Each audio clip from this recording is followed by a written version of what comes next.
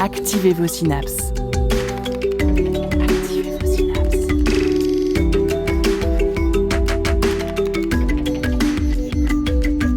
Poussez la porte du labo des savoirs et entrez dans un monde de science et d'expérience. C'est le labo des savoirs.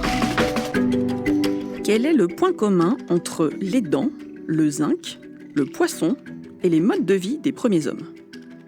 Eh bien rien a priori, et pourtant, nous allons remonter le temps ensemble ce soir pour aller explorer le régime alimentaire de nos ancêtres. Car ce qu'ils mangent nous informe sur leur manière de vivre, leur santé et également leur classe sociale. Alors mettons-nous à table avec Sapiens et Néandertal ce soir au Labo des Savoirs.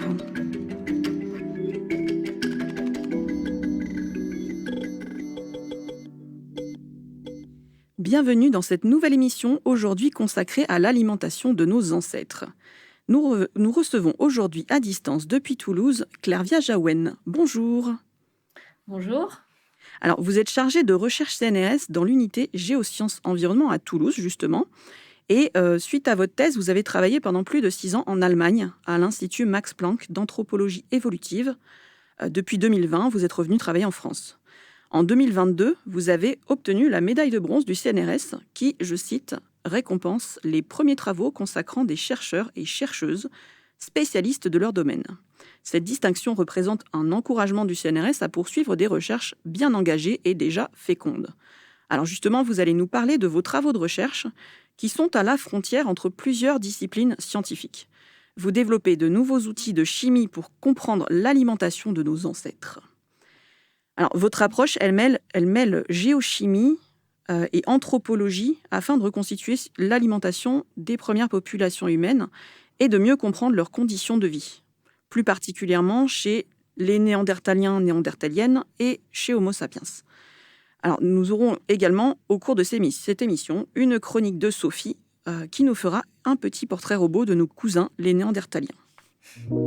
Écoutez la recherche et ses chercheurs au Labo des Savoirs.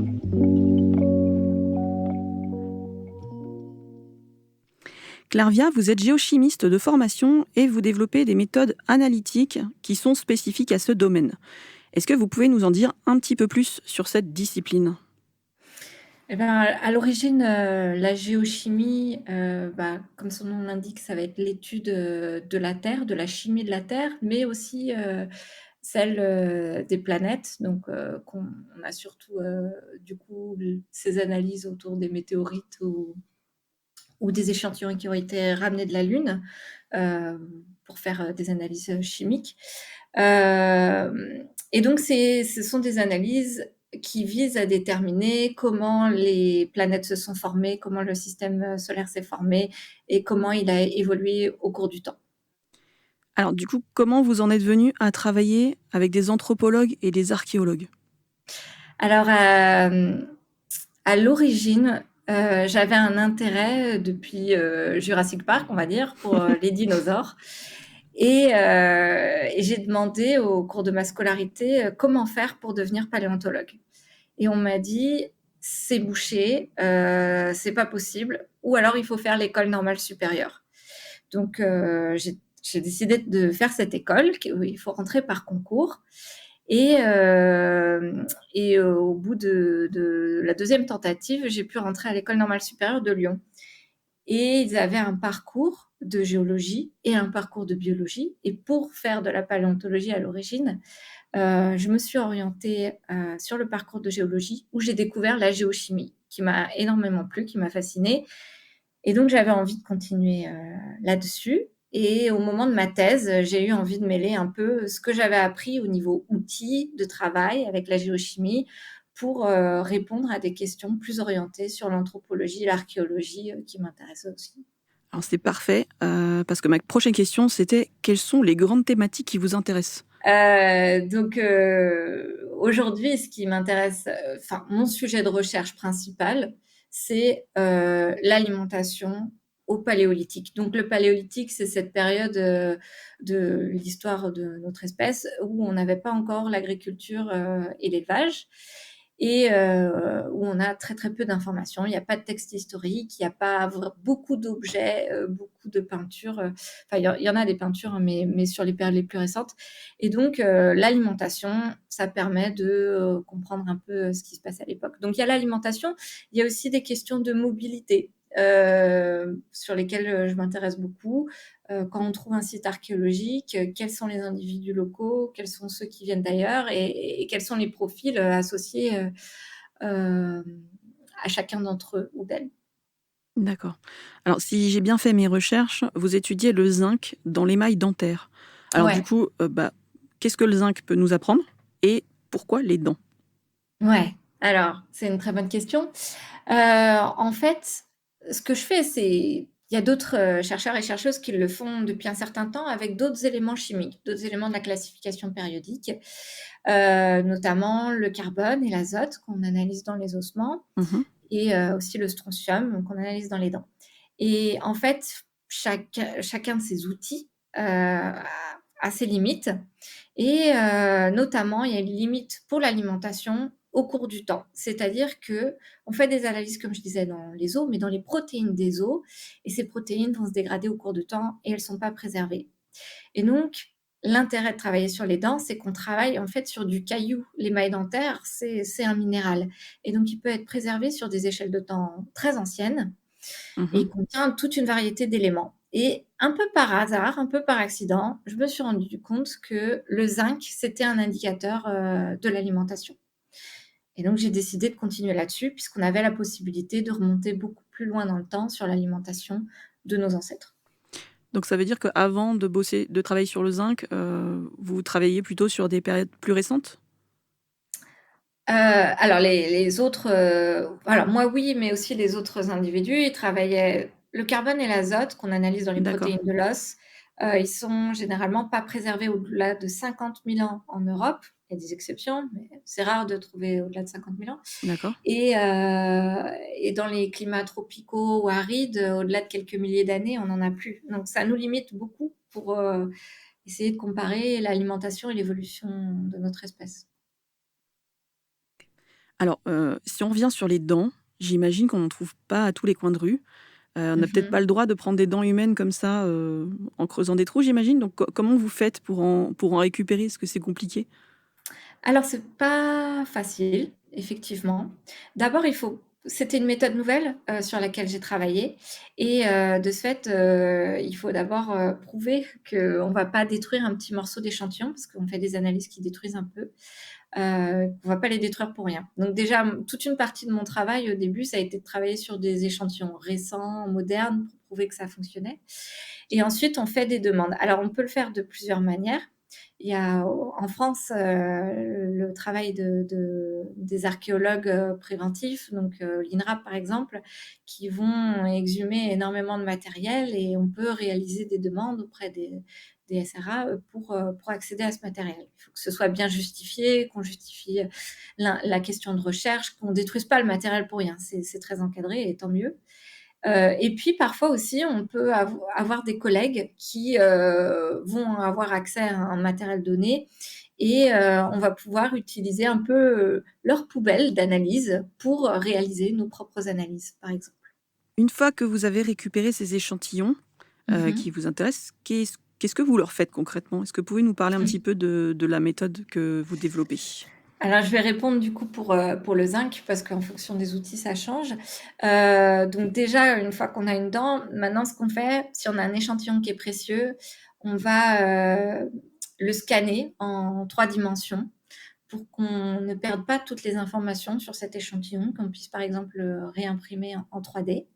Et ensuite, on va l'échantillonner. Et pour ça, on prend des instruments de dentiste pour prélever un tout petit morceau d'émail dentaire, donc environ 10 milligrammes. Hein, ça représente 2 millimètres sur 2 millimètres à peu près.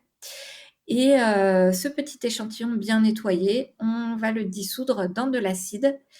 Et cette solution d'acide, on va pouvoir la verser sur une colonne qui contient une résine qui va capturer les ions de zinc et qui va laisser passer tous les autres éléments de la dent. Parce que le zinc, c'est un élément trace. La dent, elle est très riche en calcium et en phosphore, par exemple. Et donc ensuite, on va récupérer ce zinc en changeant l'acide et on va pouvoir analyser notre solution pure de zinc avec une machine qu'on appelle un spectromètre de masse à multicollection et qui va nous calculer ce qu'on appelle des rapports isotopiques. Donc on n'analyse pas les concentrations en zinc, mais on analyse des rapports entre des isotopes lourds et légers. Et les isotopes, c'est juste des atomes de zinc qui ont des masses différentes. Donc on va voir quelles sont les proportions de zinc lourd et de zinc léger dans les dents. D'accord, donc en gros, c'est pas la quantité qui vous intéresse, c'est la composition de différentes formes de cet atome. Exactement. D'accord. Alors Clairvia, je me demandais d'où viennent les échantillons que vous étudiez? Quelle région du monde vous intéresse? Alors, un peu toutes les régions du monde, en fait, parce que encore aujourd'hui et depuis ma thèse, j'essaie de déterminer en quoi le zinc pourrait être un indicateur de l'alimentation. Et donc, je suis souvent à la recherche d'une population dans le passé ou alors de certains animaux qui ont des régimes alimentaires particuliers. Par exemple, qui vont manger beaucoup de poissons d'eau douce ou du phoque, par exemple. C'est ce qu'on cherchait récemment. Et ça m'amène à travailler avec des échantillons qui viennent du Brésil, du lac Baïkal, d'Europe, du Canada, enfin vraiment un peu partout dans le monde et sur toutes les périodes historiques et préhistoriques également. D'accord, donc vous étudiez pas seulement les humains, vous étudiez aussi les animaux. Est-ce que vous avez moyen de savoir si les animaux vivaient au même endroit que l'humain? Mhm. Quelles interactions ils avaient? Oui, c'est parfois la difficulté justement. Alors quand on travaille sur des sites anciens, avant l'agriculture et l'élevage, on n'a souvent pas de tombes et on a des sites archéologiques en fait où on va surtout avoir les restes des animaux qu'ont consommé les humains. Donc là, ça va être pratique. Euh, on aura beaucoup d'espèces d'herbivores par contre. Ce qui nous manque parfois, ce sont les carnivores. Et moi, j'essaye de voir quelles sont les valeurs associées aux carnivores pour voir à quoi s'attendre si les humains mangent de la viande. Mais quand on a des humains sur un endroit précis, souvent on n'a pas les carnivores au même endroit. Mais quand même, on s'en sort, on y arrive. C'est plus compliqué sur des périodes récentes où par contre on a des textes historiques. Alors on a les textes historiques qui nous disent ce qui est mangé, mais bien souvent on a un cimetière avec des tombes et il n'y a pas de restes d'animaux qui sont associés. Donc voilà, ça dépend des contextes dans lesquels je travaille, mais effectivement, on arrive quand même en général à avoir des humains et des animaux sur un même site. Et je choisis de travailler sur ces sites pour ces raisons-là. D'accord. Et donc les herbivores, c'est parce qu'on les mange, et les Ouais, carnivores, s'il n'y en a pas en même temps que les humains, c'est parce que c'est nous les carnivores, du coup? voilà, c'est C'est parce que l'idée. on a tendance à pas vivre là où il y a des carnivores, puisque ce sont aussi des prédateurs. Donc, on va vivre à distance des loups, des hyènes, des renards. Et on mange essentiellement de la viande d'herbivore. Alors, je crois qu'elle est meilleure au goût. Et c'est vrai que quand on y pense, on mange pas de loup, on mange plutôt du bœuf ou du mouton. D'accord. Et du coup, pour ces échantillons, c'est vous vous déplacez ou on vous les envoie? Comment ça se passe? Alors malheureusement, hein, ou c'est mieux pour la planète, mais on me les envoie. Mais ça me fait peu voyager. Du coup, moi, mon travail, il se situe surtout au laboratoire.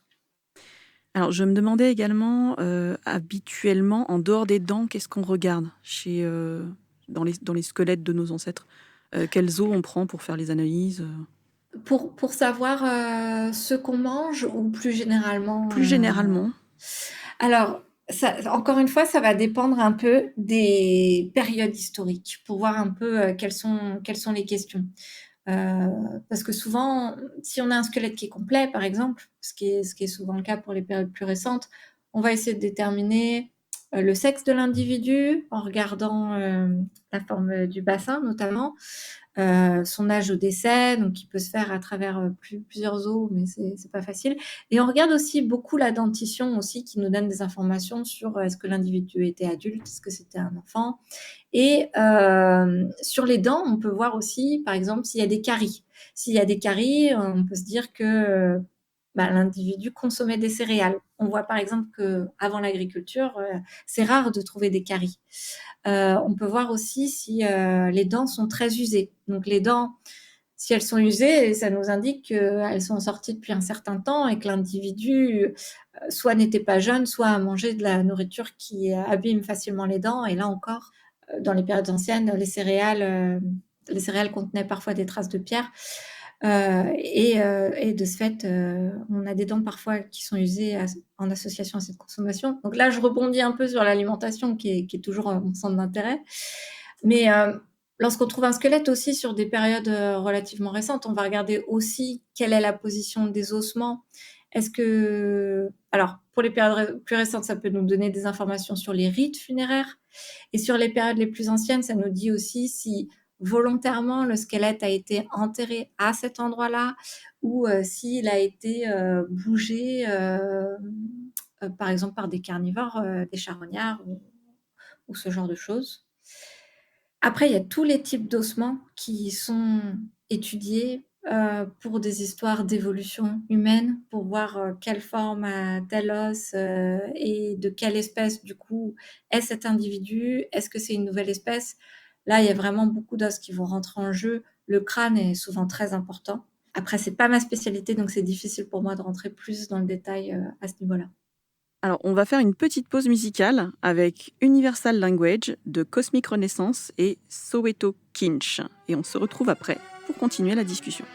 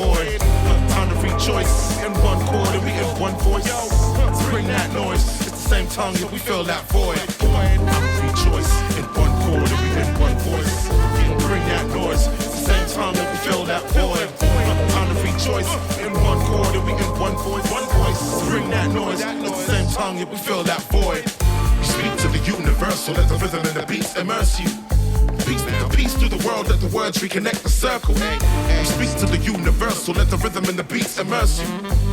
Now, peace through the world, let the words reconnect the circle. Yo, we speak to the universal, let the rhythm and the beats immerse you. Peace through the world, let the words reconnect the circle. Hey, speak to the universal, let the rhythm and the beats immerse you. Now, peace through the world, let the words reconnect the circle.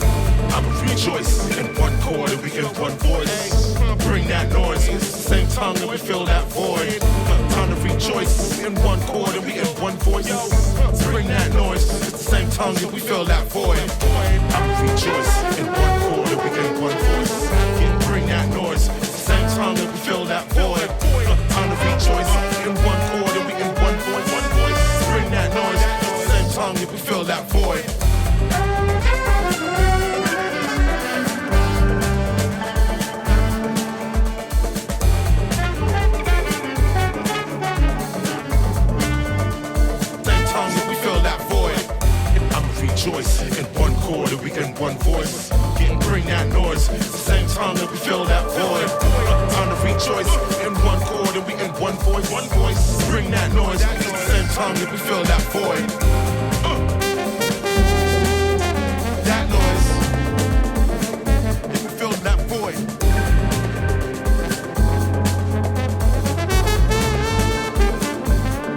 One voice. Bring that noise. That noise.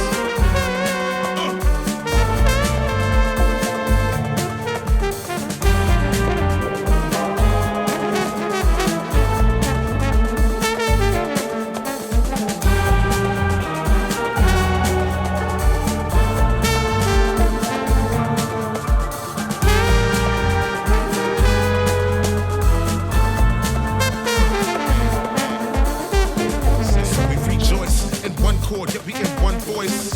Bring that noise. It's the same tongue that we feel that void. I'm rejoice in one chord, yet we in one voice. Bringing that noise. It's the same tongue, yet we feel that void. Said I'm rejoice in one chord, yet we in one voice. Bring that noise. It's the same tongue, yet we feel that void. I'm rejoice in one chord, yet we in one voice. One voice. Bring that noise. It's the same tongue, so we feel that void. I'm rejoice in one chord, yet we in one voice. One voice. Bring that noise. It's the same tongue, so we feel that void. I'm rejoice in one chord, and we in one voice. Bring that noise. It's the same time that we feel that void.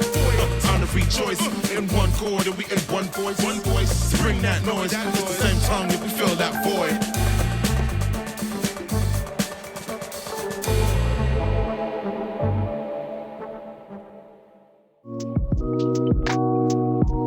Les voix de la recherche scientifique au Labo des Savoirs. Vous venez d'entendre Universal Language de Cosmic Renaissance et Soweto Kinch. Et nous sommes toujours au Labo des Savoirs avec notre invitée Clairvia Jaouen, chargée de recherche CNRS à l'unité Géosciences et Environnement de Toulouse. Elle étudie en particulier les paléorégimes alimentaires de nos ancêtres et de nos cousins hominidés disparus. Alors, on a beau savoir qu'il y a eu plusieurs espèces d'êtres humains dans le passé, ça reste quand même assez difficile à visualiser pour nous. Sophie, tu vas nous aider à remettre les choses un peu à plat, histoire de mieux comprendre qui étaient les premiers hommes et femmes et à quoi ils ressemblaient, en particulier notre cousin Néandertal. Oui, Aurore, parce que Homo sapiens, on le connaît par cœur, on en voit tous les jours, à commencer par le reflet dans le miroir le matin. Par contre, Néandertal, on sait beaucoup moins de choses sur lui. Il faut dire qu'il se serait éteint il y a 30 000 ans. Ça fait un bon bout de temps sans nouvelles. Quand les scientifiques découvrent les premiers ossements, en 1856, on ne sait pas d'ailleurs trop à qui on a affaire. Un homme atteint d'une pathologie, un grand singe, une sous-espèce de sapiens ? On sait aujourd'hui qu'il s'agit bien d'une espèce d'humain à part entière, une espèce qui a d'ailleurs eu bien mauvaise presse. Car pendant longtemps, l'histoire de l'origine de l'homme, avec un H majuscule, était simple comme un conte pour enfants. Il y avait d'un côté le gentil Homo sapiens, l'homme moderne de qui nous descendons tous, et de l'autre l'homme de Néandertal, le méchant de l'histoire, plus bestial, plus trapu, plus idiot, plus sauvage. Ces deux espèces d'humains se seraient affrontées pendant quelques milliers d'années jusqu'à la victoire d'Homo sapiens, nous. Et voilà, fin du conte, extinction des feux, dodo. Sauf que non, les études scientifiques ont largement eu le temps de corriger le tir depuis. Néandertal n'était pas un sous-homme simiesque tout juste bon à s'éteindre pour nous laisser la place. Nous avons d'ailleurs encore de son ADN en nous, alors laissez-moi refaire un peu les présentations. Chers auditeurs, Néandertal, les auditeurs du Labo des Savoirs. Vous avez devant vous un individu d'environ 1,55 m et 70 kg si c'est une femme, 1,65 m et 90 kg si c'est un homme. Vous choisissez. Sa tête est un peu plus allongée, avec le front fuyant, pas de menton, et un crâne plus aplati. Il a une mâchoire inférieure bien développée, de larges narines, des sourcils épais et un corps trapu, avec des membres courts. Tout ça lui permet de résister au froid de l'ère glaciaire. Il est plus musclé que les sapiens, avec des mains aux doigts courts qui sont plus puissantes. Parfaite pour sa vie supposée de chasseur-cueilleur et pour la fabrication des outils. Lame, pointe de lance, racloir de peau de bête, bref, Néandertal est plutôt impressionnant physiquement. Mais il n'est pas la grosse brute décrite au siècle dernier. Certains vestiges fossiles laissent par exemple penser que les Néandertaliens et Néandertaliennes avaient une culture, avec le développement notamment de rites funéraires ou l'utilisation de pigments pour de la peinture. Il y a encore débat pour savoir s'ils avaient ou non un langage articulé. Néandertal est sorti du berceau de l'humanité, donc l'Afrique, il y a environ 800 000 ans, pour aller joyeusement explorer les terres un peu plus au nord. Sa zone de répartition ressemble à une banane. L'Europe de l'Ouest à une extrémité, avec l'Espagne en bas et le sud de l'Angleterre en haut, l'Asie centrale à l'autre extrémité. Tout ça englobe la Méditerranée, la mer Noire, la mer Caspienne, jusqu'au nord du Kazakhstan. Néandertal s'y plaît bien dans cette zone immense et il s'établit. Quelques milliers d'années se passent, pendant qu'en Afrique apparaît Homo sapiens, nous, il y a 200 000 ans. Sapiens est donc bien plus jeune et il met du temps à sortir de son berceau africain. Il finit par découvrir le territoire de Néandertal il y a 50 000 ans environ. Et là, ce n'est pas un fight avéré entre les deux espèces d'humains, mais plutôt une cohabitation qui se met en place. Une cohabitation très proche puisqu'il y a des bébés qui naissent de cette rencontre. Il y a donc des hybridations entre les deux espèces. Ce qui explique qu'on le retrouve encore aujourd'hui de l'ADN de Néandertal dans nos gènes. D'ailleurs, un phénomène semblable a eu lieu en Asie avec Sapiens et Denisova, une autre espèce d'humain sortie bien plus tôt d'Afrique. Mais ça, c'est une autre histoire. Ce qu'il faut retenir ici, c'est qu'on a tous un petit bout de Néandertal en nous. Merci beaucoup Sophie pour cette chronique. Alors Claire Jarwen, je reviens vers vous. Qu'est-ce qu'on sait aujourd'hui des interactions entre Homo sapiens, notre ancêtre, et son cousin Néandertal ? Alors là, c'est une question qui dépasse mon expertise, mais je peux peut-être en dire quelque chose sur ce que j'en sais. Alors là, le portrait était très juste. On sait déjà qu'il y a eu de hybridation entre nos deux espèces, en Europe essentiellement, parce que je pense que toute la population du monde n'a pas d'ADN de Néandertal forcément.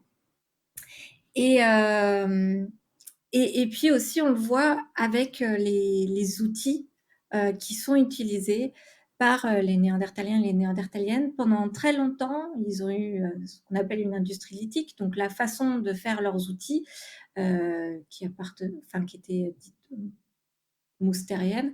Alors, encore une fois, c'est pas ma spécialité, donc vous m'excuserez si j'emploie pas la terminologie la plus adéquate. Et en fait, juste sans doute au moment où ils ont rencontré Homo sapiens, ils changent tout à fait leur façon de faire les outils. Donc, c'est ce qu'on appelle le châtel péronnien. Et ça ressemble énormément aux outils d'Homo sapiens. Donc, au-delà de simplement de l'hybridation, il y a eu des échanges culturels qui se sont faits entre ces deux espèces. Après, de savoir si c'est copié ou enseigné, on ne peut pas le savoir. Mais voilà, on sait qu'il y a eu ces échanges-là. Après, ça s'arrête à peu près à ça, puisque, à ma connaissance, on ne trouve pas encore de site où on a les deux espèces présentes dans la même couche. On a des sites où on les voit dans des couches stratigraphiques différentes. Ça veut dire qu'ils ont fréquenté le même endroit, mais à des périodes de temps différentes. Mais à ma connaissance, ils n'ont jamais été trouvés ensemble. D'accord. Je me demandais du coup, traditionnellement, quel type d'informations les scientifiques peuvent déduire des fouilles archéologiques. À quoi ça ressemble, des fouilles archéologiques? Qu'est-ce qu'on récupère? Qu'est-ce qu'on regarde? Alors, aujourd'hui, on récupère quasiment tout. C'est-à-dire qu'on va fouiller centimètre par centimètre en ayant des instruments qui nous permettent à chaque fois qu'on trouve un objet, d'avoir les coordonnées X, Y, Z et même de récupérer la terre, la poussière, où apparemment il n'y a aucune dent animale ou humaine ou aucun objet, aucun os. Mais cette terre, aujourd'hui, on sait qu'elle peut renfermer de l'ADN environnemental, c'est-à-dire qu'on peut retrouver l'ADN des espèces qui ont fréquenté le site. Et donc, c'est comme ça qu'on a pu montrer, par exemple, il y avait certains sites avec des Denisoviens dont on parlait tout à l'heure. Alors, c'est-à-dire qu'on retrouve de l'ADN même si on n'a aucun vestige fossile? Alors ça, on n'y arrive pas toujours, mais on peut y arriver, ouais. D'accord. Incroyable. Ouais, c'est fou. Mais c'est des développements récents, mais ça veut dire que maintenant, on peut vraiment, vraiment tout récupérer. Et avant, autrefois, on avait des morceaux d'os, mais on ne faisait pas grand-chose. Aujourd'hui, on a des techniques qui sont peu coûteuses, qui nous permettent d'analyser les le reste de protéines qui sont contenues dans ces ossements et qui nous permettent de dire les espèces. Et ça a donné des publications absolument fabuleuses d'anciennes fouilles où on a repassé tous ces fragments d'os et on avait des protéines qui appartenaient à des hominines. Donc on savait que c'était soit Néandertal, soit Sapiens, parce que c'était en Europe et que c'était ancien. Et après, ben, le reste de l'os, on le donne aux généticiens qui ont pu découvrir comme ça des ossements de Néandertaliens. D'accord. Et en dehors des ossements, est-ce qu'on regarde également, je sais pas, peut-être le pollen, savoir quel type Oui. d'environnement il y avait Oui, oui, effectivement, il y a des analyses, qui sont faites avec tout, en fait. Donc les restes, de pollen, ça peut être fait pour avoir une idée du climat. Pour avoir une idée du climat, on peut aussi regarder un peu les espèces qui sont présentes. Est-ce que c'est de la faune de steppe? Est-ce que c'est de la faune, plutôt de forêt? Donc on peut corréler un peu toutes ces informations. Donc finalement, sur un site archéologique, on ne trouve pas que des archéologues. On retrouve finalement plein de scientifiques qui Oui. étudient tout. On trouve beaucoup d'archéologues. On trouve des géoarchéologues aussi qui peuvent regarder les traces de feu, où se situent les foyers, donc là où on a fait du feu. Donc les traces de suie et puis comment elles se situent, dans les couches stratigraphiques. On retrouve, les zooarchéologues qui vont déterminer les espèces. Après, il y a aussi beaucoup de travail qui se passe après la fouille et entre la fouille et les publications des résultats, il y a souvent de nombreuses années. D'accord. Et du coup, vos travaux, en quoi est-ce qu'ils sont complémentaires de ces méthodes qui sont peut-être plus traditionnelles? Quelles sont les informations que vous apportez en plus? Alors ça, c'est une excellente question, parce qu'il y a plein de méthodes qui vont nous donner des idées de l'alimentation des individus. Donc déjà, on a parlé un petit peu de l'usure dentaire, les caries, les peintures rupestres s'il y en a ou les écrits historiques, hein, bien entendu. Et puis aussi je vais parler surtout du paléolithique, les donc avant l'agriculture et l'élevage, les espèces qu'on retrouve sur le site. On peut voir des traces de découpe. Donc ça, c'est les zooarchéologues qui font ça ou les archéozoologues, ça dépend du pays dans lequel on est, qui vont nous dire, bah, ils mangeaient 30 de cerfs, et 20 de rennes ou ce genre qui vont pouvoir quantifier comme ça les espèces avec des traces de découpe et aussi des espèces sans traces de découpe, tout simplement les restes qui sont trouvés sur le site. Donc on a ces méthodes-là. On a aussi des méthodes qui nous permettent de voir l'usure dentaire, enfin la micro-usure dentaire, donc les micro-traces sur les dents qui nous permettent de quantifier un peu, heu, les plantes qui sont consommées ou la viande. Aussi l'ADN qui est préservé dans notre tartre dentaire, celui qu'on enlève chez le dentiste. En fait, il renferme, de l'ADN, des bactéries dans nos bouches et aussi des micro-restes de plantes. Alors moi, mon approche, du coup, en quoi elle va différer ou compléter les autres? Eh bien, ça va nous permettre d'accéder à l'alimentation au niveau d'un individu et de quantifier, quelles sont les proportions de viande et de, poissons et de plantes dans les 10-20 dernières années qui ont précédé la mort de l'individu, si on le fait dans l'os ou, pendant l'enfance, si on le fait dans la dent, dans l'émail dentaire ou, dans la racine de la dent, en fonction de l'outil, qu'on analyse. Et donc ça, c'est intéressant parce que ça nous permet d'accéder à des différences entre les individus avec, des quantifications. Donc on raisonne en termes de fréquence de consommation d'un aliment, alors que les autres méthodes, souvent, ça nous dit, cette espèce est consommée, celle-ci ne l'est pas à l'échelle de la population, mais ça ne nous permet pas de regarder des différences entre individus et ça ne nous permet pas de quantifier les proportions. Parce que sur certains sites, par exemple, on peut avoir une fréquentation juste temporaire de l'endroit et avec des populations nomades. Et donc, ce qui est sur le site, ça reflète pas l'alimentation générale de l'individu. D'accord. Donc on arrive à savoir ce qu'ils mangeaient, en quelle quantité, Ouais, malgré tous les millénaires qui nous séparent. ouais, c'est ce qui est assez fabuleux, ouais. Alors du coup, vous avez commencé à l'aborder. Qu'est-ce qu'ils mangeaient, Sapiens et Néandertal? Donc, en fait, on est en train de revenir un peu sur les conclusions du passé. Mais ce qu'ils mangent principalement, c'est de la viande.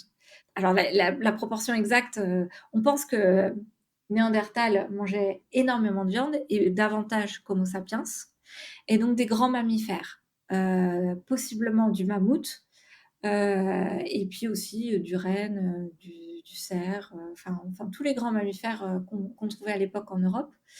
Je réponds pour l'Europe parce que il y a très peu d'analyses qui ont été faites dans d'autres endroits du monde avec l'isotope sur l'alimentation.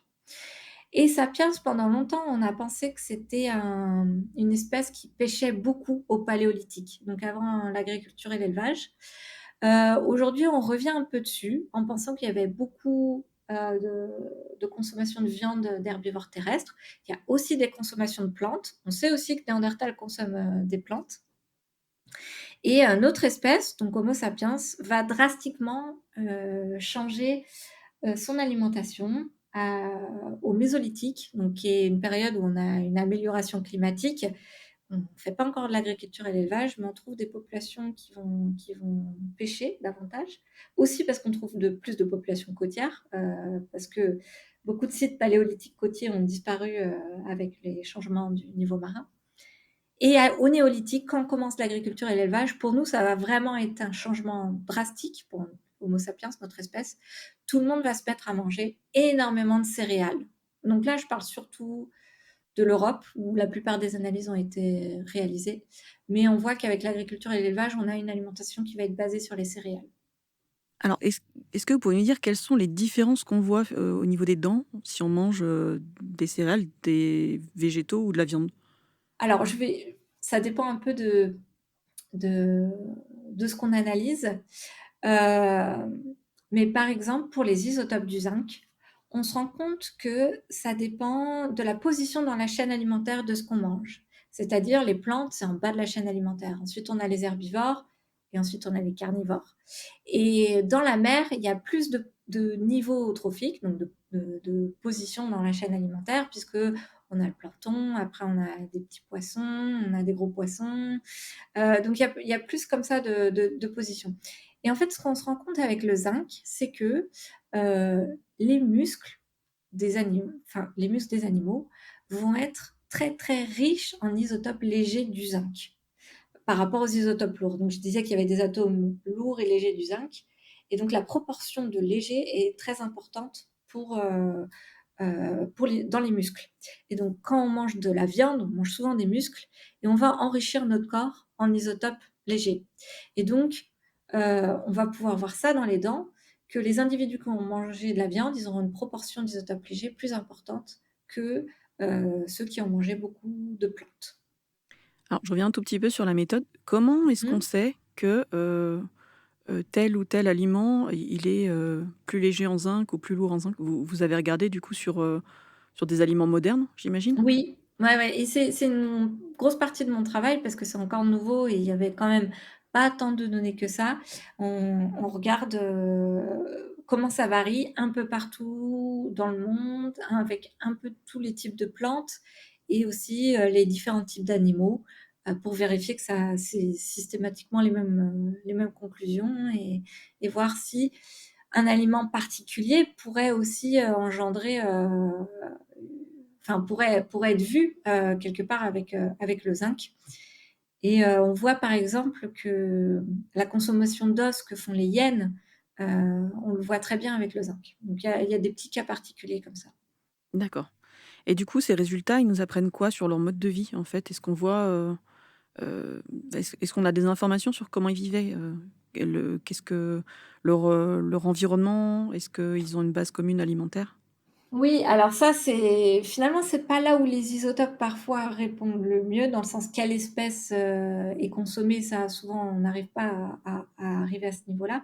Mais quand même, on voit des tendances dans le sens où Heu, on voit que dans les environnements qui sont plutôt froids et où il y a pas de forêt, les gens vont manger plus de viande, alors que, à la même époque, ailleurs dans le monde, quand on vit dans la forêt, on a des régimes alimentaires plus omnivores et plus orientés sur les plantes.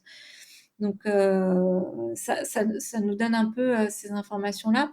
Et ça nous les a données aussi avec d'autres isotopes sur lesquels moi, enfin, ma recherche ne s'axe pas, mais avec lesquels je suis amenée à travailler, qui sont les isotopes du carbone et hors d'Europe, plutôt en Afrique, en Asie par exemple, ou en Amérique, les compositions isotopiques du carbone sont très différentes entre les arbres et les herbes. Et donc, on peut voir comme ça si un australopithèque vivait ou trouvait ses aliments dans la forêt ou dans la savane, et donc dans quel milieu il vivait. Et ça a des implications importantes sur des théories autour de l'évolution de ces espèces. D'accord. Et du coup, est-ce que grâce à leur alimentation, on peut en savoir un peu plus, sur leur société, sur la manière dont elle était structurée? Ah oui, ça c'est un excellent point. Donc c'est pas possible ou facile de le faire sur le paléolithique où souvent on trouve très peu de squelettes. Mais sur des périodes plus récentes, et même historiques, où on a des cimetières avec des centaines d'individus, eh bien, on peut analyser l'alimentation et voir la proportion de la consommation de viande chez chacun des individus. Et on peut la mettre en connexion aussi avec le type de tombe qui est trouvé. Et là, on se rend compte que très souvent, une forte consommation de viande, elle est associée à un statut social plus élevé. Et on peut même accéder à des informations, ça c'est notamment le travail de Rosen Colter de l'INRA par Rennes. On peut même accéder un peu à des informations autour du niveau d'inégalité sociale dans une population en s'intéressant à l'alimentation et aux isotopes. Et donc voir un peu cette évolution au cours du temps. D'accord. Et du coup, est-ce qu'il y a, également des différences entre les femmes et les hommes? Ça, c'est une excellente question et on n'a pas toujours les mêmes conclusions. C'est une question qui nous intéresse, de plus en plus souvent pour voir aussi, à quel moment se sont mis en place, les inégalités, sociales liées au genre. Hem et parfois, on les voit très souvent, on voit des femmes qui vont quand on voit quelque chose, on le voit pas toujours, hein, mais quand on voit quelque chose, on voit souvent des femmes qui mangent moins de viande que les hommes. Mais ça arrive qu'on voit l'inverse. Par exemple, sur une étude sur laquelle j'ai travaillé avec justement Rosen Colter, on voyait que les femmes qui étaient enterrées au couvent des Jacobins de Rennes, consommaient plus de viande que la moyenne de la population qui était enterrée, dans ce couvent, et que les hommes notamment. Heu, mais parfois, bien souvent, on arrive à une explication qui est liée à un statut privilégié de ces femmes-là, et c'était le cas notamment à Rennes où c'était pour accéder à un enterrement dans ce couvent, il fallait payer une certaine somme d'argent et y étaient enterrés, les frères dominicains, certains hommes, mais aussi de riches douairières, ce qui peut expliquer le fait qu'elles avaient une alimentation plus carnée, qui était associée à un statut social plus élevé. Donc, voilà, on peut voir des différences entre les hommes et les femmes, mais encore une fois, c'est pas souvent qu'on les voit. Et donc enfin, j'arrive à une dernière question. Finalement, ça nous apporte quoi de savoir ça sur nos ancêtres? Est-ce que ça peut nous aider à répondre à des problématiques plutôt plus modernes, finalement? Alors, oui, alors ça, c'est une question un peu compliquée parce que, souvent on me dit, qu'en fait je démontre que les Homo sapiens sont capables de manger beaucoup de viande. Et on le sait d'ailleurs parce qu'on a des populations, les Inuits ou des populations, arctiques qui vont avoir, des consommations très faibles de plantes. Mais il faut pas oublier aussi que, entre le paléolithique et aujourd'hui, il y a eu, des milliers d'années et une alimentation qui, au néolithique, a été, basée sur, heu, énormément de céréales. Donc on a eu aussi le temps de s'adapter et de changer d'alimentation et on n'est plus la même espèce exactement, qu'il y a 12 000 ans, qu'il y a 50 000 ans. Donc c'est difficile parfois de tirer des conclusions de ce qu'on voit dans le passé pour aujourd'hui. Hem et puis, mais ce que ça nous apporte aussi, c'est de peut-être mieux appréhender, comme on disait tout à l'heure, au début, on appréhendait Néandertal comme une espèce, très, très différente Et plus on l'étudie, plus on se rend compte qu'elle était proche de notre espèce. Et notamment au niveau de l'alimentation, on le découvre de plus en plus, qu'au début on voyait des différences, mais qu'en fait c'était peut-être des biais et qu'en fait on était des espèces qui étaient très semblables. Et donc, finalement, dans le futur, heu, qu'est-ce que les scientifiques du futur pourraient dire de nous, en fait? Qu'est-ce qu'on va laisser derrière nous? Ça, c'est une bonne question. Parce que c'est difficile pour moi d'y répondre. Non pas que je n'y pense pas, mais je suis peut-être pas qualifiée pour le faire, mais je me pose une question autour des documents numériques. Quelle va être leur préservation dans le Alors futur? je Et à quel point ça va être facile de documenter quels seront nos modes de vie si on perd ce genre d'informations. Après, il faut aussi se dire que, lorsqu'on se fait incinérer, eh ben, on perd beaucoup d'informations que nous, on analyse, heu, sur les populations du passé et aussi sur, toutes les opérations qu'on fait autour de nos dents. On enlève le tartre dentaire, on fait, remplacer, nos caries par des résines et finalement, en faisant ça, on perd beaucoup d'informations.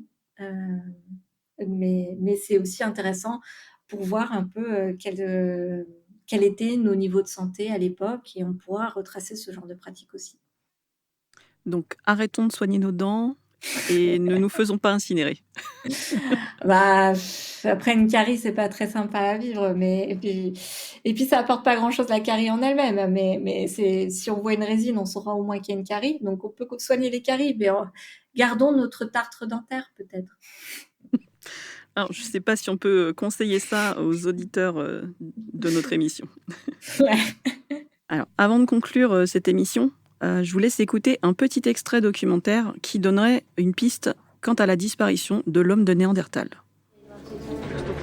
Svante Pääbo a convaincu ses confrères espagnols de rejoindre le projet de décodage du génome de Néandertal.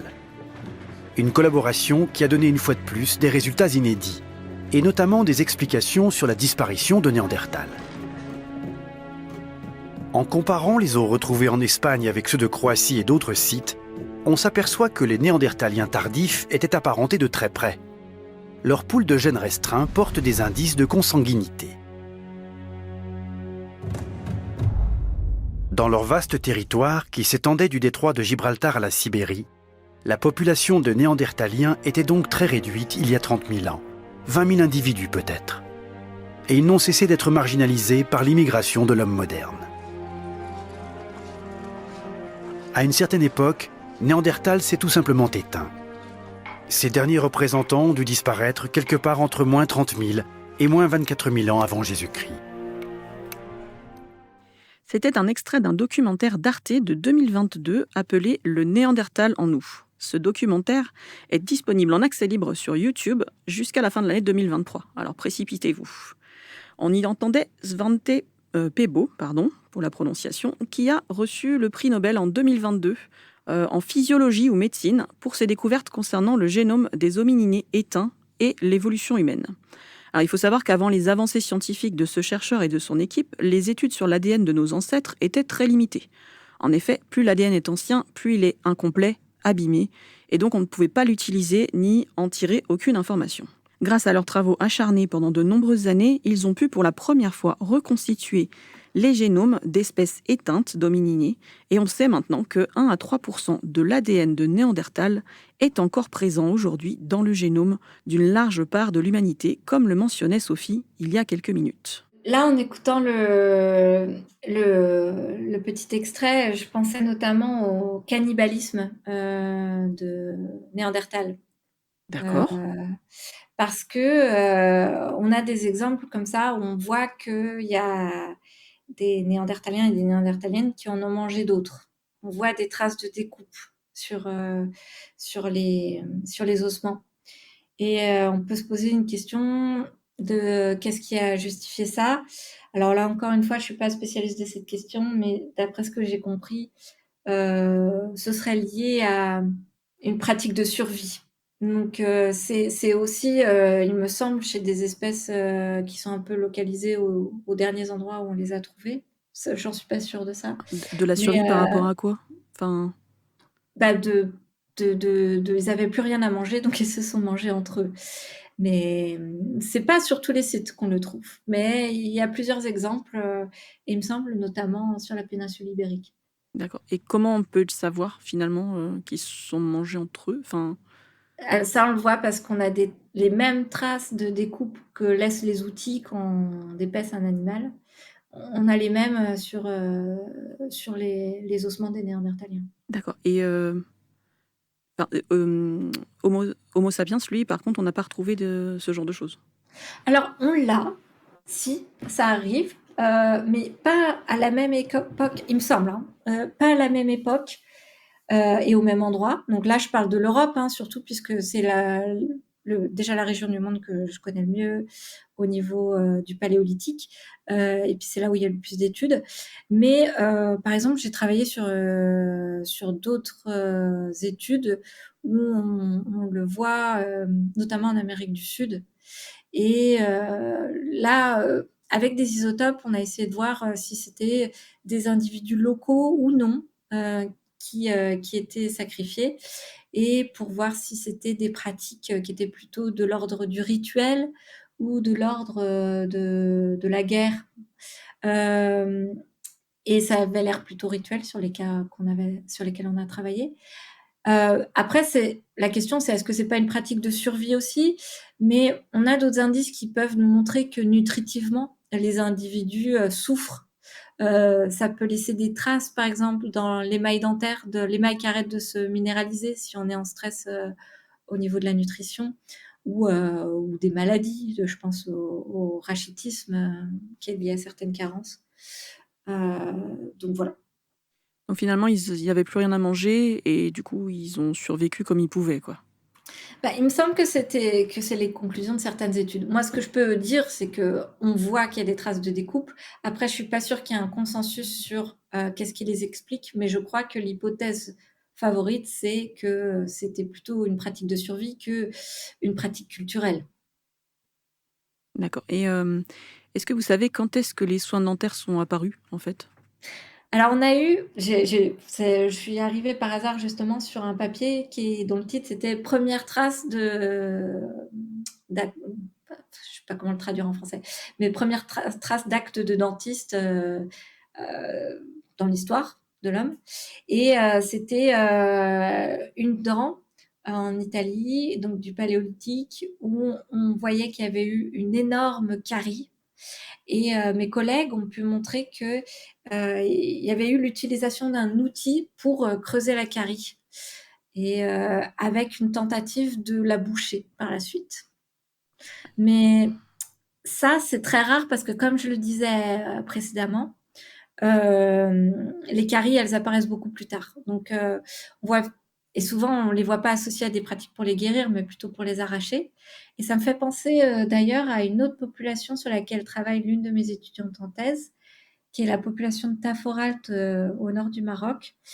Et cette population, elle a la particularité que tous les individus, à partir d'un certain âge, à l'adolescence, on leur enlève les 2 incisives, donc les 2 dents de devant de la mâchoire supérieure. Et aucun de ces individus, du coup, n'a ces dents-là, et on ignore complètement pourquoi ils font ça. D'accord. Alors comment on faisait pour enlever les dents C'est une excellente question. Alors, je ne peux imaginer qu'il y a un fil sur lequel qu'on accroche à une porte, mais je ne sais pas comment ils faisaient à l'époque. D'accord, j'imagine que tout ça était sans anesthésie. Alors, après, il y a eu l'utilisation de plantes médicinales qui se fait depuis très longtemps. On retrouve des traces justement de ces plantes dans l'émail dentaire. Donc, peut-être qu'il y avait une forme d'anesthésiant, mais c'est compliqué pour le prouver. Et voilà, on arrive à la fin de cette émission du Labo des Savoirs.